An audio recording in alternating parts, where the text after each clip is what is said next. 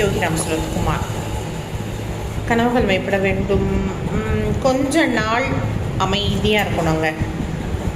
எவ்வளவு நாள்னா, நம்ம நினைக்கிறோம்ல அந்த காரியம் ஒரு 50% முடிகிற வரைக்கும் அமைதியாக இருக்கணும். அதாவது நம்ம வேகமாக போயிட்டே இருப்போமா, அப்போது எல்லாரும் பார்த்து அவள் பாட்டுக்கு போகிறாப்பார் அப்படின்னு நினைப்பாங்க.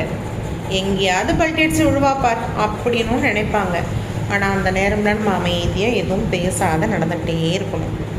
நடந்துகிட்டே இருந்துட்டு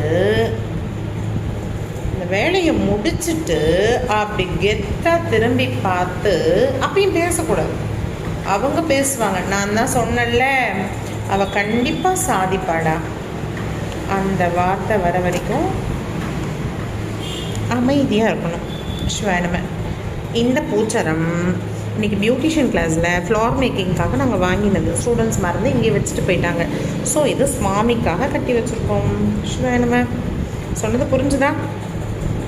விடாமல் வச்சுருக்க விஷயம் விடாமுயற்சியாக இருக்கணும், தன்மானமாக இருக்கணும், தன் நம்பிக்கையாக இருக்கணும். அதுதான் நம்ம கனவுகளை மெய்ப்பட செய்யும். தொடர்ந்து பயணிப்போம் இறையர்களோடு. ஸ்வேனமே பாய்.